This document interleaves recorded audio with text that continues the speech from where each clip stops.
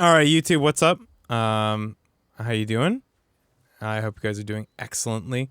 We're going to very quickly go over. I don't really go over this replay, but kind of talk about what I've learned about AOE and coming at it from a StarCraft 2, a decent RTS player's perspective. Like I didn't play AOE 2. I played AOE 2 when I was a kid, but like nowhere near the level of understanding that like AOE 2 pros would have or whatever. So we're just going to jump right into this replay. We're going to view, I guess 2 times speed is quite fast. We'll probably go 2 times speed till about 5 minutes. The beginning is like pretty slow. So I'm just going to talk about like the things that I've been learning. And I think I just posted on YouTube my experience so far with learning the game has been, playing ladder and talking to friends of mine. I have a buddy, Death SC, who's like, actually quite decent at AOE 2, at AOE 4. He's probably like, ranked 400 right now, so he's pretty good. A couple of my friends are like quite highly ranked on the ladder. But it's early on in the video game, so, it's, not that good. So, I was told that to kill this guy's, or to kill all of the deer, or as many deer as I can, and the reason is because the Russians, or the Rus, they get a bonus from hunting. So like if I kill these deer, then I get basically he doesn't get his bonuses. I also like obviously in this game, if you've played it at all, getting to feudal is pretty much like where the game kind of kicks off. So I'm scouting around here trying to steal his sheep. Apparently, like, actually, I'm going to slow this down so I can actually talk about it. So, a big part of this game in the very beginning is just economy management, and just in general is economy management. And early on, you want to be mining, or you want to be hunting these sheep and, kind of getting as much food as possible. Because instead of 3 or 2 resources, AoE has 3 resources. We got 4, actually. Food, wood, gold, and stone. And basically, like, it feels like at any given time until like the end of the game, only 2 or 3 of them are really relevant, and the 4th can kind of go by the wayside. So getting into feudal age, it's important for you to get your gold and your food because you need those 2 resources in order to advance to feudal. So this building that I built up here, which is too far away, I should have built it closer. It's not covered by the town center.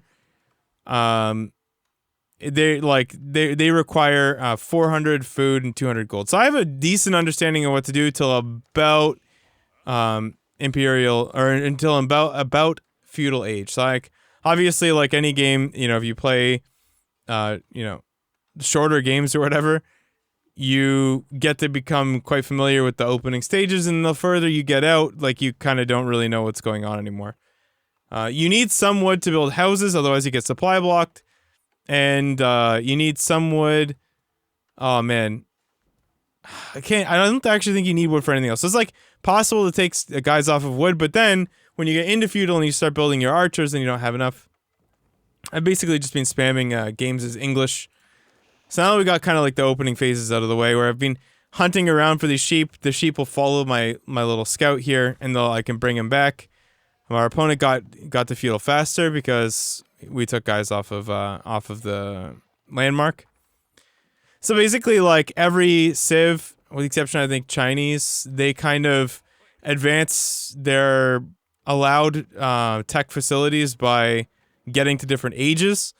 And in order to do that, you have to build like at least for English, you have to build a specific building, and it's called a landmark.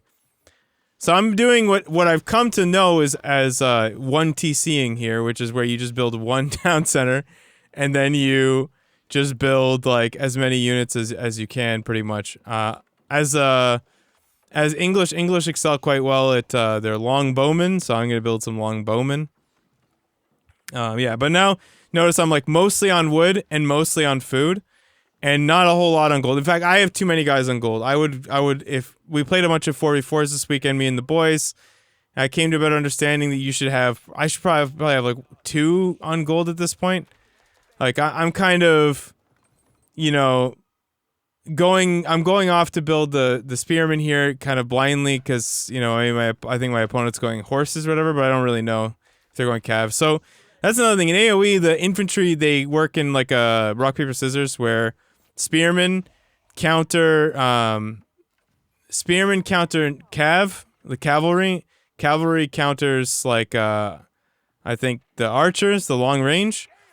And then the long range counters like infantry, like spearmen and you know, man at arms and guys with swords, pretty much.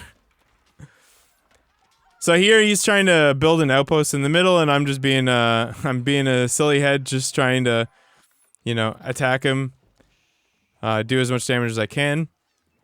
One thing to keep in mind, if you look at like the charts and stuff for how much food each thing's yield, I think you want to basically, unless there's one faction, I can't remember which one it is, you want to avoid berries, okay? Berries are the worst. I get told that all the time. Fishing is really sick, that's why we built that dock. But more importantly, you want to build a dock if possible for fishing, because essentially you get to, you basically get to build 2 town centers. So you get to be able to build workers that do things twice as fast, right? On all land maps, you have to actually save 300 stone to get a town center.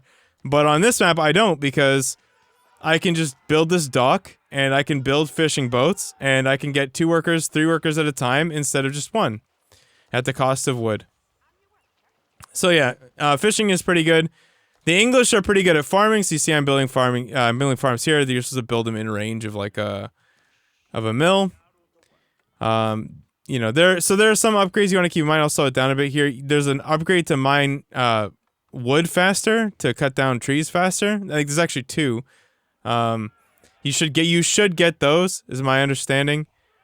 And then you want to get the one to mine gold and stone faster as well. And you want to get the upgrade. So there is an upgrade from your blacksmith. I don't think I have one yet, that allows you to build like a little ram with your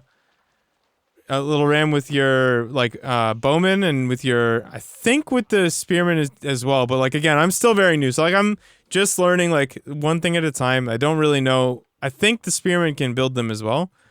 But basically this is like it's sort of an anti-structure thing. The rams are an anti-structure building. They don't take a lot of damage from projectiles, and they do a ton of damage to buildings. It'll allow you to sort of break stubborn turtle players early, or like it'll allow you to dislodge you know, outposts and whatnot without having to take a ton of damage from archers.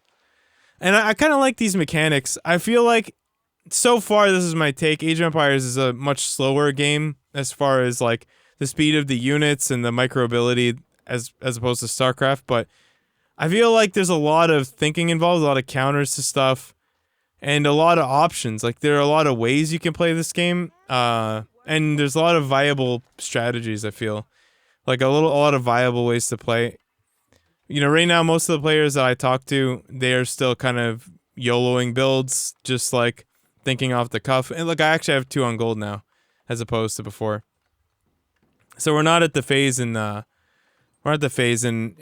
game where, I mean, build orders are really like a, you know, a must-have thing. So at some point here, we're at 12 minutes in, and I'll try and keep this video like in the 10-minute mark. We're gonna try and break this position. Again, we're just playing aggressively, just single TC, and we can kind of get away with that. I think we have 2 docks now. Yeah, there we go. We got our ram, and we're going in. We're going for it, and we clearly have more than our opponent here. It looks like. Yeah, you can see in the scores that we got more, and we're just trying to outrange our opponent here. The spearmen are worse against archers, so keep them away. I don't even know if this game got into the third. Oh yeah, I built this forward because it's a keep. So the nice thing about this game is that when you age up, some of these buildings are actually very useful. Like the ones that age you up to allow you to build more things. They give you like the ability to build better upgrades and stuff too, and they can actually be very useful buildings. So in this case, I think this building is a keep that lets you build like one of every kind of unit, which is very cool, very nifty. Our opponent here is taking a pretty rough fight, I think, because he's standing in range of the outpost and just taking a ton of damage and not doing a lot of damage to my archers that are in there. I also don't know if he's aging up.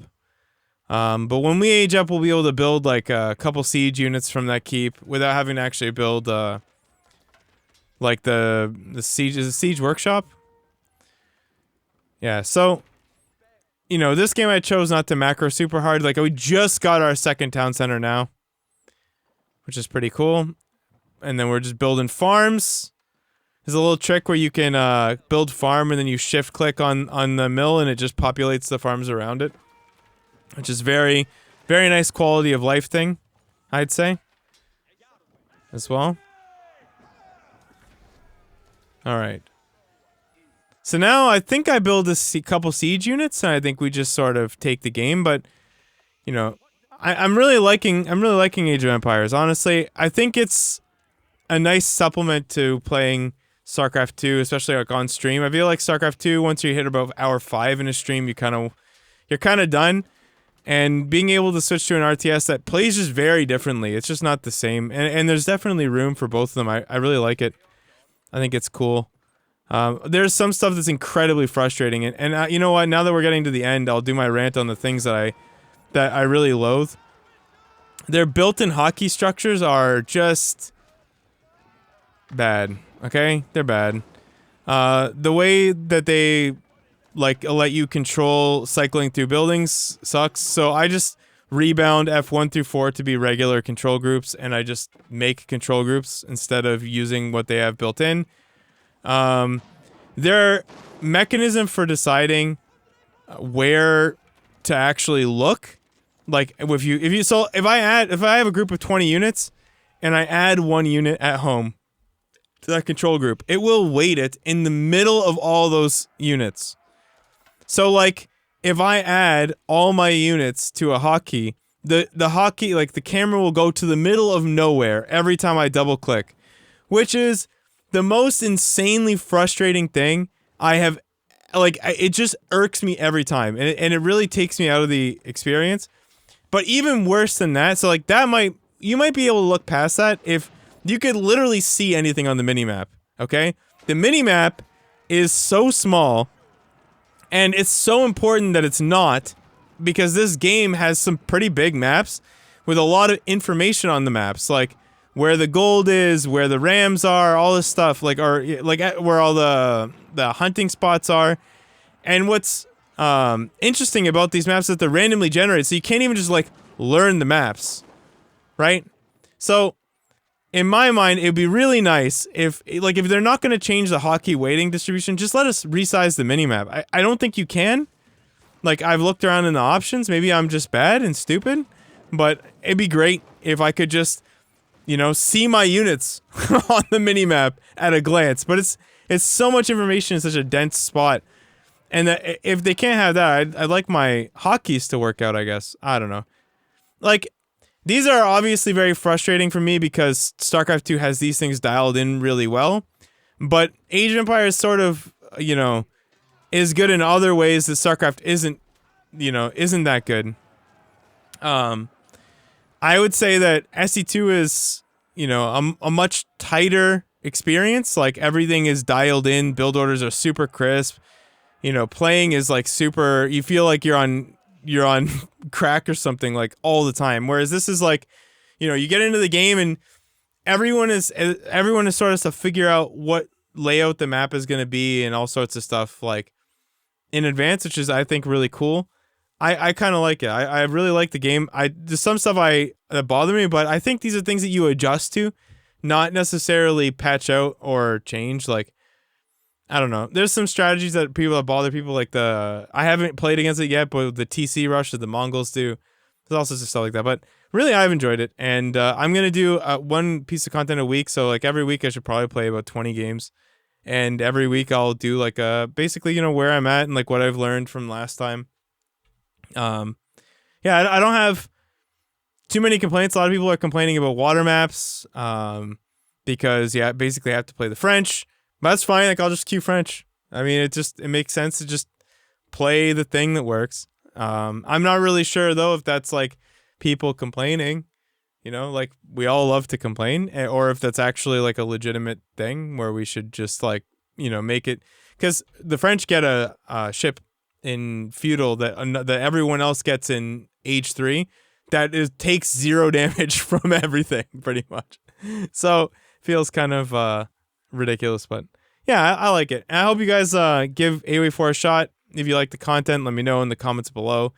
And I'll try and, like, this series of AOE content, I'd like to frame it as like what we're learning week by week. When we get to about game 200 or so of 1v1s, I'll start to watch a couple pro matches, start to learn like what the default strategies are and worker counts and stuff like that. But till then, I'm just gonna play sort of like off the cuff and learn dynamically and to just get really familiar with the units before I like to fall first to figure out how, like, how to run, and that way when we run really fast, it feels really good, Okay, good luck everybody, and I hope you guys enjoy some AOE 4, and I'll see you guys later.